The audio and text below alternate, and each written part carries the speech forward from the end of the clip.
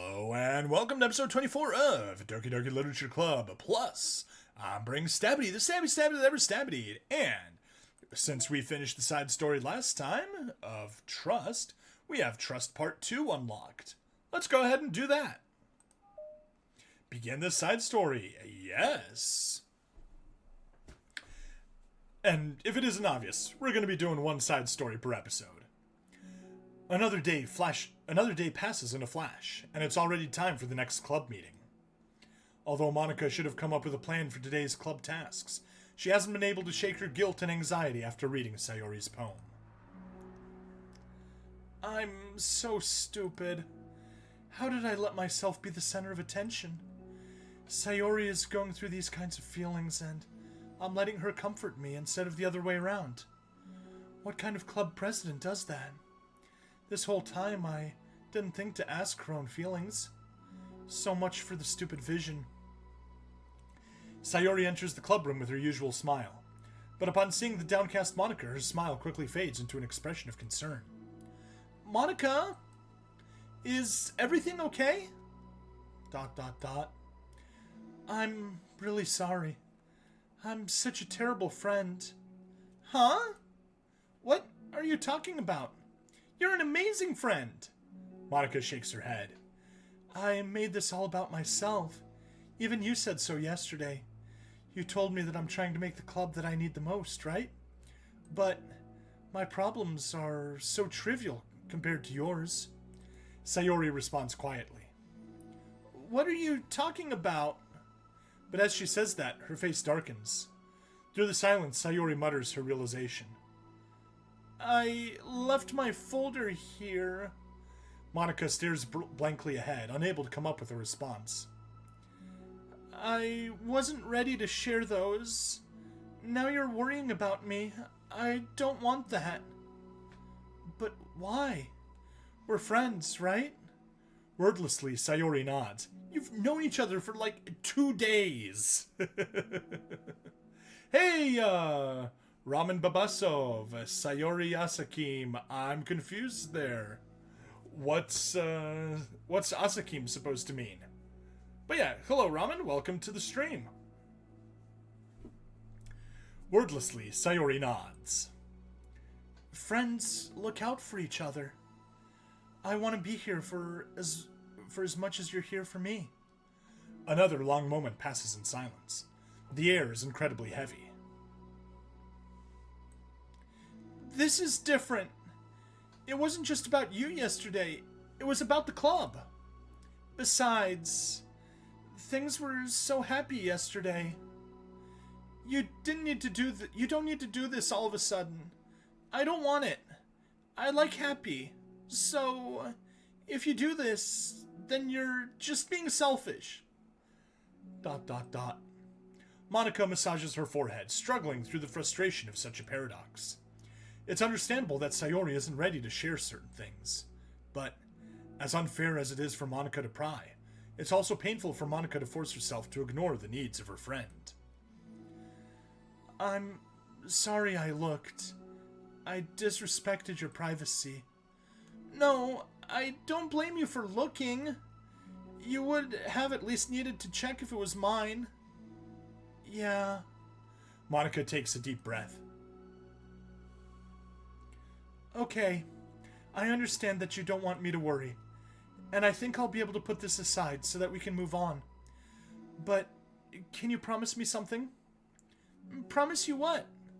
Monica pauses to collect her thoughts. This is the literature club. It's a place where people can express themselves in the ways that life normally doesn't allow them to. That's the vision. In fact, it's our vision. Right the way into your heart, or whatever. So, I just want you to promise that you'll remember that too. It doesn't have to be right now, but I want to be here for when you need it.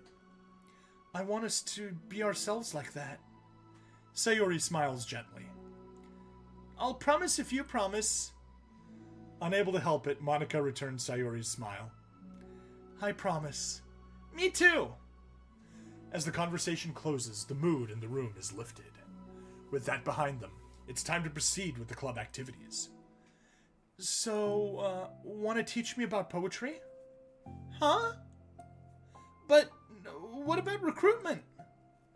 It's fine, we have plenty of time for that. But right now, I feel like I want to do this. I mean, I do have to fulfill my end of the promise, you know? There's no way I could say no to that. Just don't expect much. I do a lot of writing, but it's not like I'm a scholar or anything. That's fine. I think I just need, like, some motivation. I never know where to start when it comes to writing poems. Starting isn't so hard. You kind of just need to write down your feelings and see where it takes you. Yeah, but that wouldn't come out any good. It's not supposed to. You're gonna have to fight your perfectionist mind on this one. You can just start by writing your feelings and see what kinds of things it makes you think of. And then you can turn your feelings into a little story. You can get your feelings down first and then make it sound pretty later. It's not building a railroad where you go from one end to the other. It's more like a collage where you find all the things you want to put in and then you arrange them in a pretty way. At least, that's how I do it. It's not like it's the only way, but it's a really good way to not get stuck right at the beginning. I understand. Yeah, I always get so caught up in how it sounds that I forget about what's actually important. Monica pulls out a pen and paper to start writing on. Stop being a perfectionist, you idiot. I'm just kidding. Monica scribbles out "you idiot" after she writes it down. No, keep it. What? Why? Are you calling me an idiot? Of course not. But the point is that you're not supposed to police your feelings, right? Be as dramatic as you want. But I was just... well, yeah. Underneath the scribble, Monica rewrites, "You idiot." She stares at the paper. Her words stare back at her. It's kind of funny how I wrote down what I'm mad at myself for, and then I did that exact kind of thing anyway. This is really going to take some time getting used to. I believe in you. Thanks, I do too. Me, I mean. But also you, of course. Monica continues the exercise, jotting down her thoughts. It's surprisingly quite a struggle to write without overthinking it. But after a while, with Sayori's guidance and encouragement, Monica's sheet of paper begins to look fairly lively, peppered with all her random thoughts. Phew! Monica looks up and down at her sheet. Gosh, I feel so tense looking at this. I hate it, but it's also kind of liberating. I can tell how hard you're trying. It makes me happy.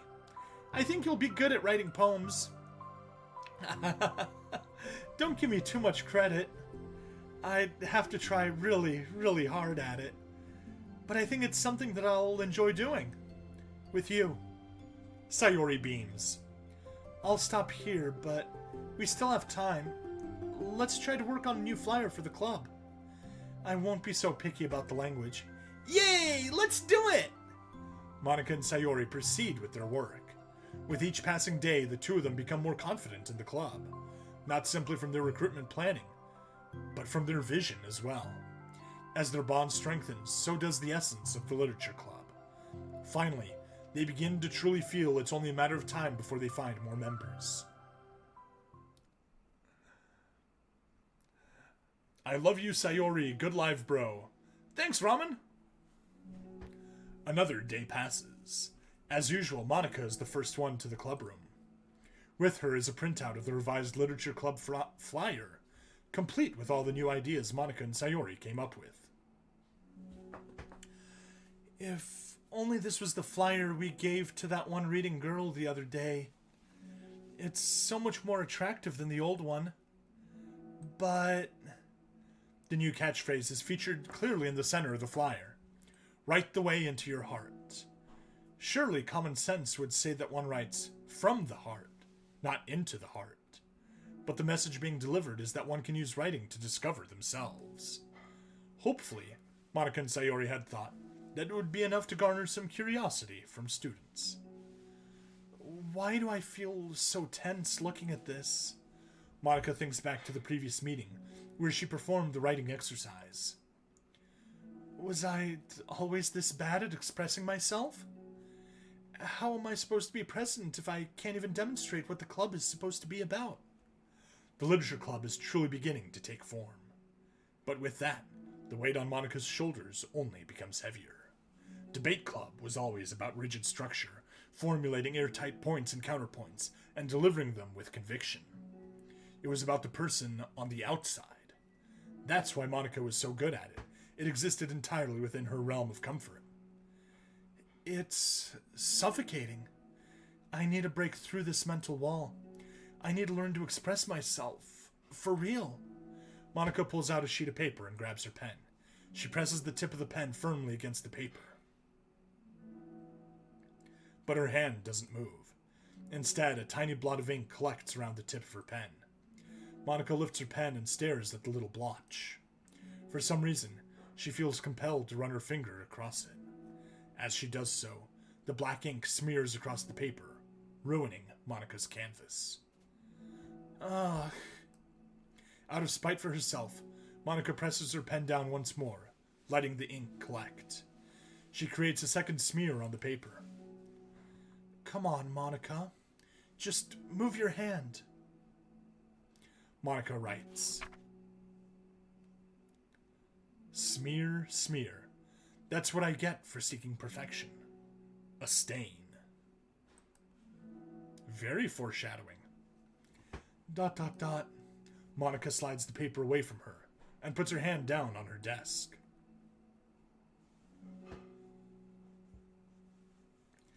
The air conditioner seems louder today. I'm here! Hi. Monica hears Sayori approach her desk, then stop for a second, probably reading the piece of paper. Then she sits down in the adjacent desk.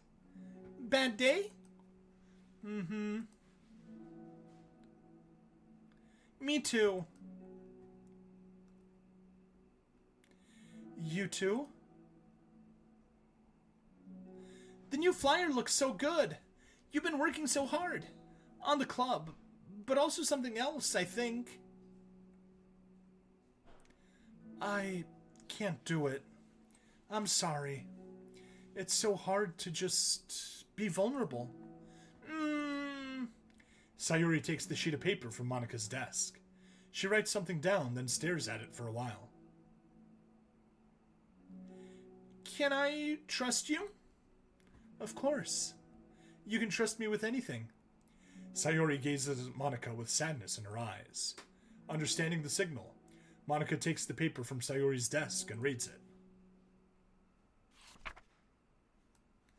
Sometimes I want to die. Continue. Sayori. ... This is really, really hard for me. Her voice shakes. So if I can do it, then you can too. Because you're like a million times better than me. That's completely not true. Sayori takes a deep breath, trying to steady herself. That's something about me that I've never told anyone before. Even now, my head is like screaming at me to stop. Wait, you don't have to force yourself. I mean, just because of the promise yesterday. I want to. It just feels right. I mean, maybe it's part of the reason I came to this club in the first place. This is the literature club. I trust you more than I'm scared. At those words, Monica stands up. Sayori must have taken days to work up the courage for this. Were Monica's own futile, but genuine, efforts actually the push that Sayori needed? Sayori's deliberate breaths can be heard over the air conditioner. As she prepares herself to continue, Monica waits in gentle silence. I have this problem where I get really upset when people worry too much about me. I can't control it. It's like, why waste your energy worrying about me when you can just be happy instead? So I never tell anyone about these kinds of thoughts that I have. It's so much easier to just smile and help everyone else be happy. But That's terrible. That's what Monica wants to say, but she stops herself, in fear of saying the wrong thing. It's just that if everyone knew about it, they wouldn't treat me the same anymore. Like, whenever I'm not smiling, everyone would worry about me and ask me what's wrong. I know that, because it used to be like that. Sayori pauses, seeming to recall something in the past. I just want everyone to be happy. That's the most important thing to me. And letting people inside my head doesn't bring happiness to anyone. Sayori pauses again, her solemn expression making her look almost like an entirely different person. How did you find the courage to tell me this? You're not worried that I'll be one of those people too? I am worried. Part of me really hates myself for doing this, but another part of me, I think, just felt like it would be different this time. Whenever we talk about what the club is supposed to mean, I kept feeling like it was right for me to do. Especially after you've been trying so hard to express yourself too. It just made me feel like I could say it in confidence, and our friendship doesn't have to change. It's so silly. The club is only 2 people, but it already means this much to me. Monica feels a tightening sensation in her heart. A feeling of connection as Sayori's emotions radiate between them. Me too. I was so lost until you showed up. You're so brave, Sayori. You're so strong and brave. I don't even compare. Monica steps forward. But if nothing else, I can at least offer you some hug energy, if you'd like. Ooh. Wordlessly and without a smile, Sayori rests her forehead on Monica's shoulder. Through their contact, Monica can almost feel the torrent of thoughts swimming in Sayori's head. And in this moment, enchanted by the air of the club, Monica realizes that all the days that have passed, this is the one where she really hopes that nobody new walks through the door. She speaks softly. You're like the sweetest girl I've ever met. You can say anything. I'll never judge you. I promise. Sayori's breath begins to quiver. She takes several deep breaths, trying as hard as she can to start speaking, to say the things she never once dared to say out loud. Finally, she speaks in a choked voice. I'm so worthless. I'm worthless, and everyone would be better off without me. She suppresses a sob as a tear falls down her cheek. I'm just an inconvenience to everyone. I'm not good at anything, and it just feels like everyone just has to put up with me, and I hate it. I hate it. The more Sayori speaks, the more she fails to control her voice, falling victim to the overwhelming sadness clutching at her throat and chest. I don't want to have these thoughts. I want them to go away, and now I'm making you put up with me, and I just want to die. As soon as Sayori loses her composure, Monica becomes determined to keep her own. She only wants to be what Sayori needs right now, so she won't let any sadness show. Her voice comes through as soft and gentle. This isn't putting up with you. It's just being your friend. Monica offers a few words of comfort, but she knows, Sayori said it herself, that the thoughts Sayori experiences are ones that don't belong, and Monica can't magically make them go away. The most she can do is help Sayori battle them, like any good friend would do. You have so much value. To me and your other friends, too. This club wouldn't have been the same without you. I really, really mean that. You coming here was the best thing that could have happened. Even if we never get any other members, I would still be happy. That's what you brought here. You brought us a vision, and you also brought happiness. And that's your favorite thing to do, right? Sayori doesn't respond, but Monica feels her gently nod. No more words are needed between them. The two share their embrace for a while longer, Monica letting Sayori take as much time as she needs. Once her breathing steadies and her sniffles fully cease, Sayori lifts her head and wipes her eyes. I guess I needed that. Some days are harder than others. Well, I'm here whenever you need me. But any other time, I'll make sure that things are the way they usually are. If that's what makes you happy. Mm-hmm. Thanks. You're the best. No, you are. The two exchange smiles. You know, I'm sorry to bring this up all of a sudden, but have you considered talking to a professional? Sayori nods. It's scary, since it's already so hard to tell people. Yeah. Well, of course it will always be your choice, but if you're ever looking to find the courage for it, I can do my best to help you. Thanks! I think it helps knowing that you would. Sayori suddenly yawns and stretches. Wow, that made me tired. And hungry. Well, I won't make you do any work today if you're not up for it. No, I want to. I mean, I can say that it's definitely one thing that makes me happy. Monica smiles. But I might want to get a snack first. All of a sudden, the sound of the door causes the two of them to turn their heads. The door opens halfway, then stops. A face peeks inside. A face that seems familiar. Well, I'm tempted to say that that face is Yuri, but we've got some more things, so let's take a look.